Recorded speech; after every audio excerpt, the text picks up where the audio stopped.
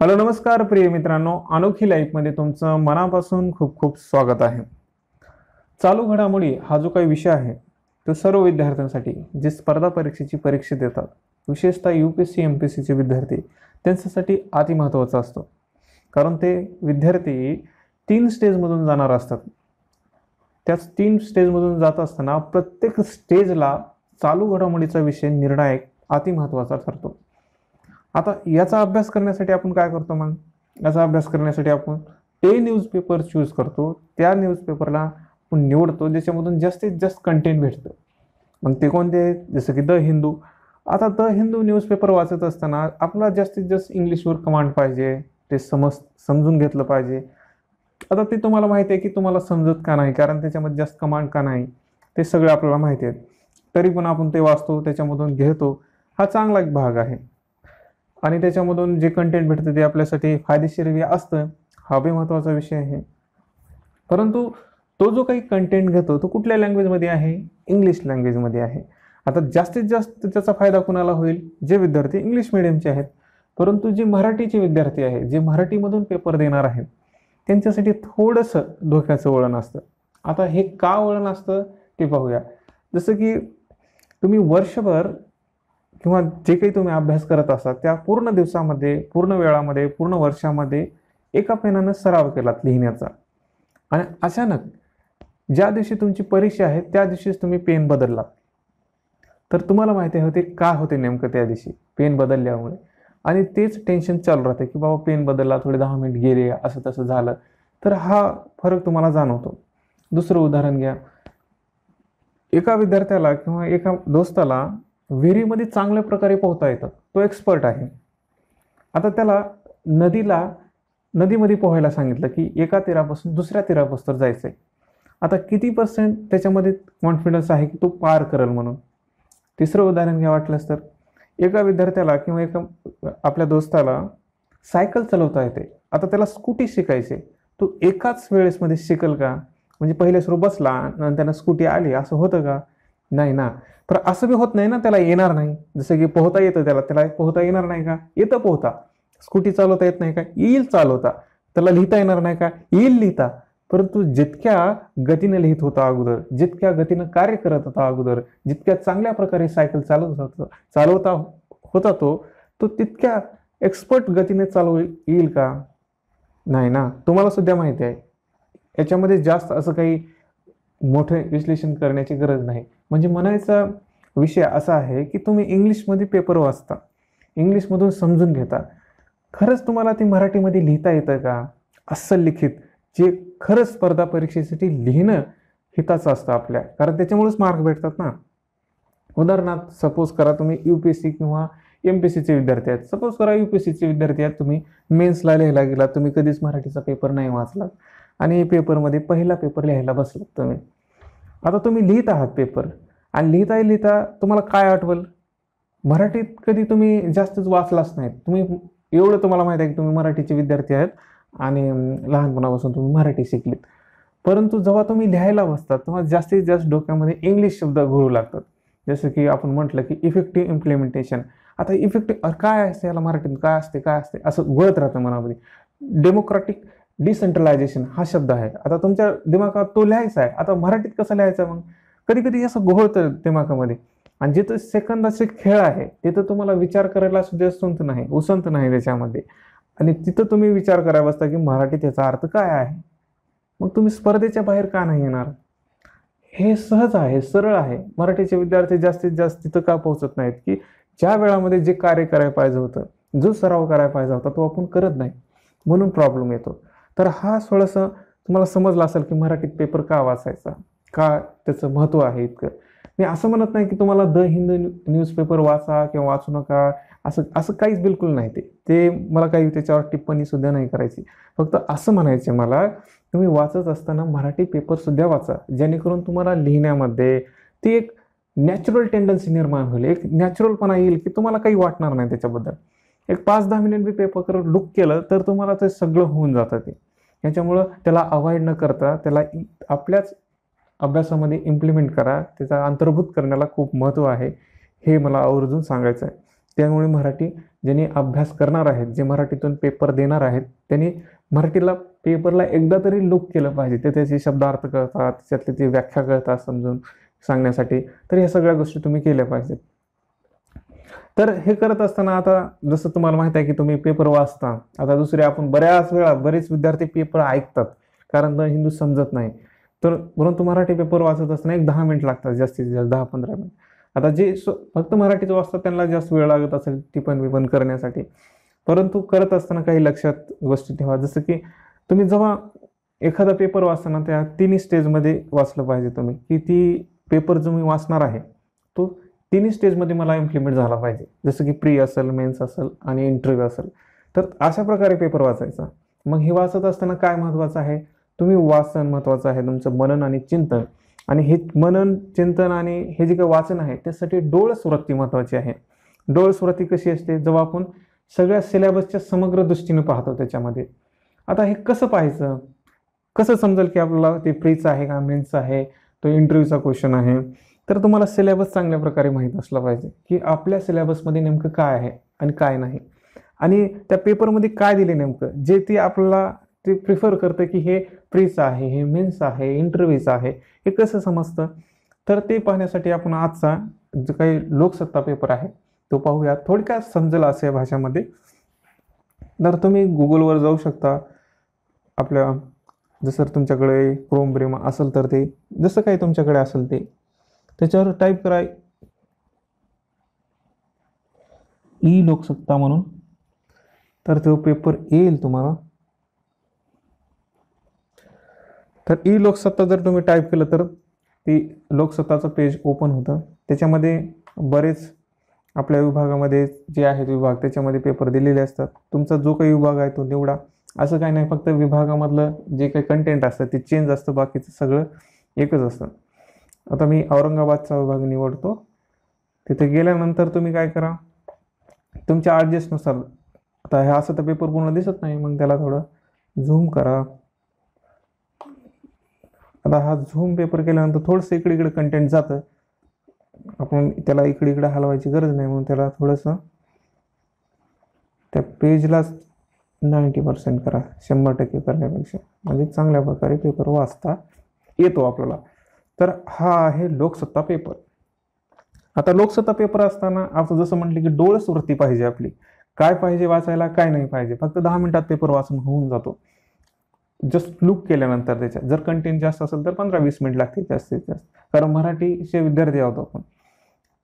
ज्यांनी हा 10-15 मिनिट कसं कुणासाठी म्हणतो, जे दुसरा न्यूजपेपर वाचतात म्हणजे ऐकतात त्यांच्यासाठी, आणि जे हाच पेपर वाचतात त्यांच्यासाठी जास्त वेळ लागतो, कारण टिप्पण करणं ह्या त्या गोष्टी. आता टिप्पण करणं किंवा ह्या गोष्टी मी पुढच्या 2 पेपरमध्ये, किंवा जर मला टाइम भेटला कुठल्या पेपरमध्ये तर तुम्हाला ते कसं करायचं ते सुद्धा सांगतो. तर आज फक्त आपण पेपर पाहूया काय वाचायचं नेमकं. आता पहिला पेपरमध्ये पाहतो मी, तुम्हाला काय दिसतं, ते म्हणतात की तुम्ही धर्मनिरपेक्ष बनलात का. हा प्रश्न काय पॉलिटिक्सचा आहे, परंतु याच्यामध्ये घेण्यासारखं काय आहे तुम्हाला, तर याच्यामध्ये घेण्यासारखं आहे की धर्मनिरपेक्ष कशाला म्हणतात. इंटरव्ह्यूमध्ये हा प्रश्न विचारू शकता, कारण हा पेपरमध्ये आलेला क्वेश्चन आहे. हा महाराष्ट्राच्या पॉलिटिक्समध्ये घुसलेले सगळे भाग आहेत. म्हणजे काय, राजपालांना असं म्हटलं, मुख्यमंत्र्यांनी असं म्हटलं, पर त्याच्यात काय म्हटलं नेमकं, धर्मनिरपेक्ष बनलात का. परंतु आपल्याला हा विचारला नाही कोण कुणाला काय म्हटलं, पण आपल्याला हा प्रश्न विचारला जाऊ शकतो की धर्मनिरपेक्षता म्हणजे काय. तर याचं आन्सर आपल्या संविधानामध्ये दिले, ते तुम्ही पाहायला हवं. तुम्हाला माहीत असायला हवं की असं आहे. आता हा करोनाचा काही आपल्याला महत्त्वाचा नाही, कारण तो रोजच वाढला आहे. त्यानंतर हे काही राजपालाचे वर्तन अवमूल्यन आहे, हे काही बी आपला हे सगळा पॉलिटिक्सचा खेळ आहे. त्याच्यामुळे याच्यामध्ये आपल्याला जायची काही गरज नाही. फक्त आपला एक विषय समजला की धर्मनिरपेक्षता म्हणजे काय, तोच आपण समजून घ्यायला पाहिजे. त्यानंतर आता वन खात्याचा हे आता स्वतंत्र ध्वज असं म्हटलंय. आता हे काही वाचत बसायचं नाही, फक्त तिथं वैशिष्ट्य जेवढं दिले तेवढं पाहायचं, काय नेमकं वैशिष्ट्य आहे त्याचं काय. तिथं काय महत्त्वाचं आहे की याची जी काही हे आहे सिम्बॉल आहे याचं, त्याचं काय आहे तिथे लिहिले त्यांनी की वृक्षवल्ली आम्हा सोयरी, आणि नेमकं त्याच्यामध्ये काय बदल होणार आहे इतकंच लक्षात ठेवायचं. हा प्रीचा क्वेश्चन असू शकतो खालच्या लेवलच्या जे काही परीक्षा आहे त्यांच्यासाठी. हा त्यांच्यासाठी नाही की जे UPSC आहे मोठ्या परीक्षेसाठी हा विचारला जात नाही. पण तर तरी बी जे लहान परीक्षामध्ये देतात, जसं की MPSCच्या खालच्या परीक्षा, त्यांच्यासाठी विचारला जाऊ शकतो. तर आपण नेक्स्ट पेजवर जाऊया. हा पहिला पेज. आता दुसऱ्या पेजवर पहा. तर हा दुसरा पेज. या दुसऱ्या पेजवर पहा काय, हा दुसऱ्या पेजचं नाव काय, विविधा. विविधामध्ये काय असतं, विविध असतात. तर हे तुम्हाला कळतं बऱ्याच वेळेस पेपर वाचल्यानंतर ह्याच्यामध्ये काय असतं. ह्याच्यामध्ये विशेष काही बाब नसते, जसं की शेतकऱ्यांना नफा मिळवून देण्याचा प्रयत्न. याच्यामध्ये काय आहे का तथ्य, काहीच नाही. हे हमेशा बोललं जातं की असं असं करू, तसं तसं करू. करतात ते त्यांनाच माहिती आहे कधी करतात ते. आता हा राज्यातील साखर उत्पादन घटण्याची चिन्हे, हा MPSC साठी महत्वाचा असू शकतो, परंतु कधी, जेव्हा सतत हे घटत असेल किंवा काहीतरी कार्य असं असेल की ज्याच्यामुळे जास्तीत जास्त परिणाम घडत असेल, तर याच्यामध्ये काही असा विशेष भाग नाही. पुन्हा काय, सुट्या मिठाई बाबत तारखेची सक्त जनहितार्थ याचिका केली आहे त्याच्यामध्ये. आता हे सुद्धा काही आपल्याला महत्वाचं नाही. आता पुढचे पहा, हे सगळं अगोदरच्या न्यूज आहेत, मग याच्यामध्ये काही विशेष भाग नाही. तिसऱ्या पेजवर जाऊया. आता तिसऱ्या पेजवर गेल्यानंतर लोकसत्ता, राज्य, आपल्या महाराष्ट्राबद्दल त्याच्यामध्ये आहे. याच्यामध्ये काय लिहिले, बोगस भात बियाण्यामुळे शेतकऱ्याचे नुकसान. आता हा काही सुद्धा महत्वाचा क्वेश्चन नाही. याच्यावर काय विचारायला असं भाग, कारण बोगसपणा हा सहजाच न्यूजपेपरमध्ये असतो. त्याच्यात काय असं नवीन आहे का, नाही त्याच्यामध्ये. त्याच्यामुळे तो वाचण्यासारखा काही विशेष नाही. काम नसताना वाचलं पाहिजे, पर आपण परीक्षा दिलेलो. आता हा पहा, चौथ्या पेजवर सेवावृत्तींना आर्थिक बळ. पुन्हा काय आहे, बहुरूपी मराठीचे व्यापक संरक्षण. आता या विषयामध्ये, आता बहुरूपी मराठीचे व्यापक संरक्षण, मराठीचे सर्वेक्षण करायला, ते सर्वेक्षण करत असताना काय त्यांनी निवडलं असेल की बाबा कशी बोलली, कुठली महाराष्ट्रातली ज्या काय बोली आहेत त्याच्यामध्ये काय काय काय नेमकं आहे. त्याचं थोडं जर वाचून पाहिलं तर तुम्हाला समजेल की हे जे काही म्हणतात ते शाब्दिक गट, व्याकरणिक भेद, याच्यामध्ये काय. आता जेव्हा अहवाल येईल ना, तेव्हा तुमच्यासाठी महत्वाचा ठरतो. किंवा जेव्हा आपण मराठीचा पेपर लिहितो ना, त्याच्यामध्ये मराठीमध्ये काय बदल झाला किंवा काय बदल होत आहेत हे समजतं, तेव्हा आल्यास पाहते, जर जास्त महत्वाचा असेल तर. आता तिसरा हा जो काही काढला आहे, विठ्ठल मंदिरातील अधिकाऱ्यासाठी बडवे समाजाची याचिका आहे, हे हा काही भाग महत्वाचा नाही. त्यानंतर 5व्या पेजवर चला. 5वा पेज हा देश विदेश असतो. याच्यावर ज्या काही न्यूज आहेत ते थोड्याशा महत्वाचं असतात, कारण हा विदेशामधल्या येणाऱ्या न्यूज आहेत, तर त्याच्यामुळे थोडंसं लुक करा ह्याच्यामध्ये काय आहे का. आता हा 9 वर्षात हेलाच्याचं काही बाबत तो क्वेश्चन नाही. आता इथे लिहिले की फ्लिपकार्ट आणि पतंजलीला नोटीस. तर नोटीस का दिली आहे, कारण नोंदणी आणि प्लास्टिक कचरा व्यवस्था नियमाचा भंग केला आहे. तर तुम्हाला माहीत असलं पाहिजे की हे नियम कुठल्या अंतर्गत आहे, कोणता नियम आहे, कोणता ऍक्ट आहे, याच्यामध्ये तुम्हाला माहिती असलं पाहिजे. तर हा जो काही आर्टिकल आहे तो तुम्ही वाचला पाहिजे आणि हा फ्रीसाठी उपयोगी पडू शकतो तुम्हाला. राज्यसभेच्या 11 जागासाठी 9 नोव्हेंबरला मतदान. कुणासाठी आहे, राज्यसभेच्या. मग राज्यसभेची जी काही जागा फिल केली जाते ती कशी केली जाते हे आपल्याला माहित असलं पाहिजे. पहा, पेपर वाचताना हा सारांश महत्वाचा आहे की त्याच्या मागली हिस्ट्री काय, म्हणजे जागा कशी फिल केली जाते. आता 9 नोव्हेंबरला मतदान आहे हा महत्वाचा विषय नाही, ती जागा कशी भरली जाते, त्याच्यामध्ये कुणाला कसं प्राधान्य आहे किंवा कशी त्याची नोंदणी होते किंवा काय होतं हे नेमकं तुम्हाला माहित असलं पाहिजे. हे बाकीचं काही भाग महत्वाचा नाही. आता नेक्स्ट पेज आहे 6वं पेज. आता 6वं पेज हा जरूर तुम्ही वाचत जा, कारण अख्ख्या पेपरमध्ये 6वं आणि 7वं पेज हे महत्वाचं आहे, कारण ते विचार आणि संपादकीय पेज हे महत्वाचं ठरतं. परंतु ते वाचत असताना लक्ष ठेवा की ते म्हणतंय काय. बऱ्याच वेळेस या पेपरमध्ये काय असतं, पॉलिटिक्स असते नसते, तर ते पॉलिटिक्स नसल्यासच वाचत जा, असल्यास वाचायची गरजच नाही. आता इथे काय म्हटलंय, सरकार दारू विक्रीच्या रक्षणार्थ. चंद्रपूर व गडचिरोली जिल्ह्यातील दारूबंदीचे सुपरिणाम स्पष्ट असूनही या बंदीचा फेरविचार करण्यासाठी समिती स्थापनेची घोषणा पालकमंत्रीच करतात. हे सत्ताधारी आघाडीतला आंतरविरोध दाखवणारे म्हणावे काय. आता हे तुम्हाला या आर्टिकलवरून समजतंय की एकमेकावर त्यांनी काहीतरी ओढा घेतला असेल की यांनी असं केलं, यांनी तसं केलं, किंवा या काळामध्ये असं झालं असेल, इथं दारूबंदी झाली असेल. आता हा तुम्ही या टॉपिकवर समजतं की नेमकं वाचावं का नाही वाचावं, तर ते तुम्हाला समजलं असेल नेमकं वाचायचं का नाही. आता हे जे काही मनोवेद आहे, एकात्मयोग आहे, कुतूहल आहे, हे तुम्ही वाचत जा. याचा कधी ना कधी कुठं ना कुठं, जसं की आपलं एसे लिहायचं असेल किंवा इंटरव्ह्यू द्यायचा असेल, तर हे तुम्हाला उपयोगी पडतं, हे मनोवेद किंवा हे कुतूहल, प्राण्यामधील संघर्ष, हे थोडीशी माहिती आहे, एक्स्ट्रा माहिती, ती तुम्ही वाचत जा. हे इतकं महत्त्वाचं आहे. हे रोज येतं ना, बदलून येतं रोज, तर ते तुम्ही वाचत जा. त्यानंतर नेक्स्ट पेज आहे संपादकीय म्हणून. आता हे पहा, कधी कधी या पेपरवर छान आर्टिकल असतात, परंतु कधी कधी म्हणण्यापेक्षा बऱ्याच वेळेस हे सगळं पॉलिटिक्स असतं त्याच्यामध्ये. त्यामुळे पहिले सुरू वाचून पहा काय म्हणते ते. दात कोरण्याला दाद. आता काय विषय आहे दात कोरण्याला दाद? त्यानंतर खाली काय लिहिले, अर्थमंत्री निर्मला सीतारामन यांनी केंद्र सरकारतर्फे स्टिम्युलस म्हणून उपाय जाहीर केले, पण त्यातील रकमा आणि गुंतागुंत यातून उघड होते ती कृपणनिधी. आता ह्याच्यामध्ये जे काही अर्थमंत्र्यांनी कार्य केलं आहे स्टिम्युलस देण्याचं. आता स्टिम्युलस कधी दिलं जातं हा महत्त्वाचा प्रश्न आहे, की स्टिम्युलस म्हणजे काय, का दिलं जातं, दिल्यानं काय होतं, आणि असं देण्याची काय वेळ होते, हा प्रश्न तुमच्या मनामध्ये आले पाहिजेत की स्टिम्युलस म्हणजे काय. तुम्ही कधी जर आता तुम्ही सपोज करा की 20-25 वर्षाचे आहेत, तर तुम्ही आपल्या गावामध्ये कधी गाडी चालू होत नसल्यास आपण गुटखा देतो त्याला, म्हणजे थोडंसं ऑइल टाकलं जातं काय, ते गाडी चालू होते. म्हणजे गाडी चालवण्यासाठी थोडंसं त्याला स्टिम्युलस देणं असं कार्य करतं. म्हणजे अर्थव्यवस्था जर बंद पडली असेल तर असे काहीतरी गोष्टी करणं की ज्याच्यामुळे अर्थव्यवस्था सुरळीत होईल, तर असं स्टिम्युलस दिलं जातं. तर हे स्टिम्युलस काय दिले तर ह्याच्यामध्ये सांगितलं असते. आता कधी हा वाचताना तुम्हाला कंटाळा येते की बाबा नेमकं काय लिहिले, तर पहिल्याच पॅराग्राफमध्ये तुम्हाला समजते नेमकं काय आहे त्याच्यामध्ये.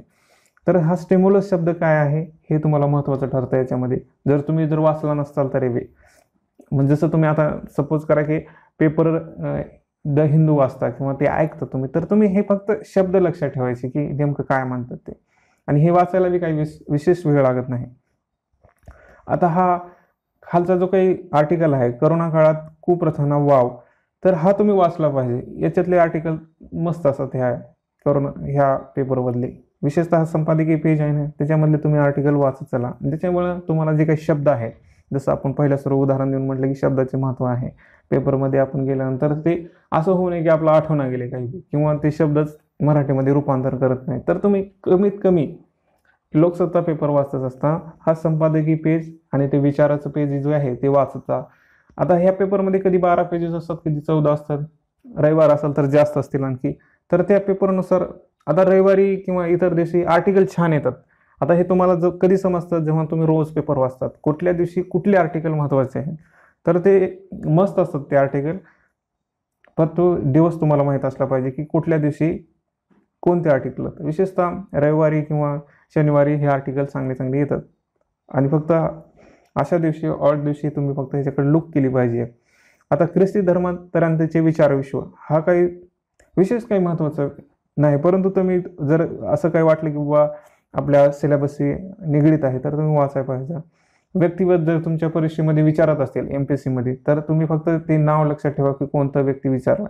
विशेषतः भारताचा असेल तर तुम्ही तो वाचलाच पाहिजे, कारण ते व्यक्तिवेत्तेच असतात जे न्यूजमध्ये लोक येतात ते. आता हा जो काही 8 पानावरचा 8 पेज जे आहे ते लोककारण आहे. याच्यामध्ये आर्टिकल वाचल्यानंतर तुम्हाला कळतं की राष्ट्रीय महामार्ग हे जे काही आर्टिकल आहे ते तुम्हाला महत्त्वाचं आहे का, मोसंबी आंब्या फटका पडला हे काय महत्त्वाचं आहे का, क्वेश्चन विचारायचं ते वाचत असताना. मार्शेच्या पर्यटनात 600 खेळांचा थरार. आता जे विद्यार्थी MPSCच्या खालचे देतात ते मार्शेच पर्यटन कुठं आहे हे महत्त्वाचं ठरतं त्यांच्यासाठी. आता हिरवी मिरची महागली ही काही प्रश्न विचारणार नाही की हिरवी मिरची का महागली म्हणून. पुन्हा काय आहे, आता हा 9वा पेज आला आपला. तर 9व्या पेजमध्ये हा पहा, मराठवाड्यामध्ये 9वे पेज आहे. जसं मराठवाडा लिहिलं असेल तर दुसरं तुम्ही पुण्याच्या दुसऱ्या काही विभागामध्ये वाचत असाल तर तिथे दुसरं पेज येतं, पुणे म्हणून येईल, किंवा मुंबई म्हणून येईल. त्यानंतर हा जो काही 9व्या पेजवर भाग आहे, इथेनॉल उत्पादन वाढीचा साखर कारखान्याचा शासनाचा आग्रह. काय करण्यासाठी त्याने इथेनॉल उत्पादन वाढू करायचे. कुणाचं धोरण आहे, केंद्र राज्य सरकारचं धोरण आहे. परंतु ह्याच्यामध्ये तुम्ही जर वाचलं तर असं काही बी नाही की ते आपल्या परीक्षेसाठी उपयोगी पडेल. तर असं कधी होतं की आर्टिकलचं ते नाव मस्त आहे परंतु त्याच्यामध्ये काहीच गाभा नाही. तर त्यासाठी वाचण्यासाठी हे जे काही दिलेलं असतं ना अशा रंगामध्ये किंवा विशेष असं त्यांना सांगण्यासाठी, तर ते तुम्ही वाचलं पाहिजे. तेव्हा समजतं की याच्यामध्ये काही भाग आहे का नाही. आता औरंगाबादमध्ये कशाचा पुरवठा आहे ते काही विचारणार नाही, किंवा हे काही तुमचं महत्त्वाचं नाही. खालचे आर्टिकल पहा, बीड जिल्ह्यात तपासणं कमी, हे बी नाही महत्त्वाचं. भाजपाचे आंदोलन असं तसा भाग, हा बी नाही काय. आता इथे जालन्यात आणखी एक द्रवरूप प्राणवायू प्रकल्प. हा द्रवरूप प्राणवायू प्रकल्प जो आहे तो काय आहे नेमका, एकदा वाचून पाहायचं. ते 12.5 लाख सदोष हे समजल्यानंतर पेपर पूर्ण वाचायची गरज नाही तुम्हाला. मेन भाग तिथे दिलेला असतो, त्यांनी ऑलरेडी हायलाईट केलेला असतो, तो वाचला की समजतं ह्याच्यात काय आहे नेमकं. त्यानंतर नेक्स्ट पेजवर जाऊया. 10व्या पेजवर नोबेल पुरस्कार दिलाय 2020चा. तो एकच नोबेल पुरस्कार विषयी बोलते ते, त्यांचं वैद्यकीय क्षेत्रामधील हेपॅटायटिस बी ला हा दिलेला पुरस्कार आहे. आता याच्याबद्दल तुम्ही टिप्पण करून ठेवलं पाहिजे का नाही. हा जो काही क्वेश्चन आहे हा तुम्हाला प्रीला बी विचारू शकतो आणि विचारू शकतो तो इंटरव्ह्यूला विचारला जाऊ शकतो की कशामुळे दिलं किंवा काय महत्त्व आहे त्याचं. तर हे दोन्हीसाठी तुम्ही लिहून ठेवण्यास महत्त्वाचं आहे. त्यानंतर नेक्स्ट पेजवर चला. 11 मध्ये आता अर्थसत्ता पेज आहे. तुम्हाला माहिती आहे की इकॉनॉमिक्स सुद्धा आपल्यासाठी महत्त्वाचं ठरतं. तर याच्यामधले जे काही टर्म आहेत ते महत्त्वाचे ठरतात, बाकीचं काहीच नाही त्याच्यामधले. असं काही नाही की त्याच्यातले जे काही टक्के दिले, किती ह्रास झाला, काय झालं, हे काही रोजच येतं पेपरमध्ये. IMF असं म्हणतो, वर्ल्ड बँक असं म्हणतो. तर हे काही त्यांचं म्हणणं जे आपल्याला काही महत्त्वाचं नाही, परंतु त्याच्याने जे काही टर्म दिले आहेत, उदाहरणार्थ जसं की ते लिहिलंय विप्रोकडून बायबॅक. आता बायबॅक शेअर काय असतात नेमकं हे तुम्हाला माहित असलं पाहिजे की बायबॅक म्हणजे काय. क्वेश्चन येऊ शकतो की आपल्या प्रीमध्ये किंवा इंटरव्ह्यूमध्ये सुद्धा विचारला जातो की बायबॅक म्हणजे काय. तर हा क्वेश्चन महत्त्वाचा आहे की बायबॅक म्हणजे काय, ते तुम्ही वाचलं पाहिजे. ह्याच्यात जरी नाही दिलं तर तुम्ही स्वतः जेव्हा सर तुम्हाला शिकवत असतील इकॉनॉमिक्स, तेव्हा त्यांच्याकडून तुम्ही समजून घेतलं पाहिजे की बायबॅक म्हणजे काय, कुणाला प्रिफर केलं जातं बायबॅक करण्यासाठी, कधी केलं जातं बायबॅक शेअर, त्याचा उद्देश काय असतो बायबॅक करण्याचा. हे तुम्ही त्याच्यामधील एकाच टर्मबद्दल अनेक प्रश्न विचारू शकता. याच्यामुळे तुम्हाला त्याच्यामध्ये कन्फ्युजनच होणार नाही की हा काय भाग आहे नेमका. तर हा एक भाग आहे. त्यानंतर EFFची व्हॉट्सअप मदतवाहिनी, हे काही महत्त्वाचं नाही. घरपोच कनेक्ट वितरण जाळ्यात, हे काही महत्त्वाचं नाही. आता रोनाल्डो करोनाबाधित झाला, हा बी प्रश्न विचारणार नाही. किंवा खालचे जे काही स्पोर्ट्सबद्दल आहे, आता विशेषतः UPSCसाठी स्पोर्ट्सबद्दल विचारलं जात नाही, परंतु MPSCमध्ये त्याच्यामधले जे काही महत्त्वाचे आहेत ते विचारलं जाऊ शकतं. तर ते तुम्ही लक्षात ठेवायचं की एखादी मोठी मॅच आहे, खूप मोठी, जसं की आपलं क्रिकेटमध्ये वर्ल्ड कप असतं तशा प्रकारच्या मॅचेस, बॅडमिंटन असेल, टेबल टेनिस, ह्याच्यामध्ये जे काही मोठे मोठे चालतात ना मोठ्या विश्व लेवलला, त्या गोष्टी तुम्ही लक्षात ठेवा. बाकीचं काय इतकं विशेष महत्त्वाचं ठेवायची गरज नाही. तर शेवटचं पेज आहे. आता हे शेवटच्या पेजवर काहीच नाही आजच्या पेपरमध्ये. तर हा भाग होता आजच्या पेपरचा. लोकसत्ता पेपर वाचताना तुम्हाला समजलं असेल की नेमकं काय वाचायचं. तर मला सांगण्यासाठी वेळ लागला असेल, परंतु तुम्हाला वाचण्यासाठी वेळ लागणार नाही. तुम्ही जस्ट लुक करू शकता काय पेपरमध्ये दिलंय, कारण रोजच चांगलं येईल असं काही खात्री नसते पेपरमध्ये. पण जे आलं किंवा जे काय आहे ते तुम्ही लिहून ठेवलं पाहिजे, टिपण केलं पाहिजे, त्याच्याला टर्म लक्षात घेतले पाहिजे. पेपरमध्ये बऱ्याच वेळा या शब्दाचा अर्थ काय, हे शब्द कशाच्या अनुषंगाने आलं, जसं की क्वेश्चन बरेच वेळेस विचारले जातात. त्याच्यामुळे ते टर्म खूप महत्त्वाच्या ठरतात, कारण ते न्यूजमध्ये असतात आणि हे त्याला जास्त पेपरमध्ये सोडवता येतं ज्यानं रोज पेपर वाचतो. आपण ऐकतो हा भाग वेगळा आहे, कारण ते ऐकताना समजून सांगण्याचा प्रयत्न करतात. पण जेव्हा आपण स्वतः पेपर वाचतो तेव्हा आपल्याला समजतं की हे टर्म आहेत, या टर्मचा याचा अर्थ आहे. तर हा खूप महत्त्वाचा विषय ठरतो. तर हा लोकसत्ता कसा वाचावा हा पेपर होता. आता ह्याच्यामध्ये मी व्यवस्थित फक्त काय काय असतं, तुम्ही काय वाचलं पाहिजे हे सांगितलं आहे. विशेषतः टिपण कसं करायचं यासाठी एक बी असं आर्टिकल नाही की तुम्हाला टिपण करून दिलं पाहिजे. की आता पुढच्या भागामध्ये आपण सकाळ आणि लोकमत्ता हा पेपर बघूया. जर वेळ मिळाला तर टिपण कसं करायचं हे सुद्धा पाहूया, जेणेकरून तुम्हाला हे जे काही मराठी पेपर आहे ते खूप कमी वेळामध्ये वाचता येत हे समजून जाईल. आणि त्याचं टिपण सुद्धा खूप कमी वेळामध्ये करता येतं. आणि टिपण करताना काही मोठी गोष्ट करायची गरज नसते, 1-2 वाक्यामध्ये लिहिलं पाहिजे. ते कसं लिहिता येईल हे आपण पुढच्या भागात पाहूया. तर हा लोकसत्ता पेपर वाचून इथंच संपलं मी असं समजतो. तर तुमची काळजी घ्या. नमस्कार मित्रांनो, धन्यवाद मित्रांनो.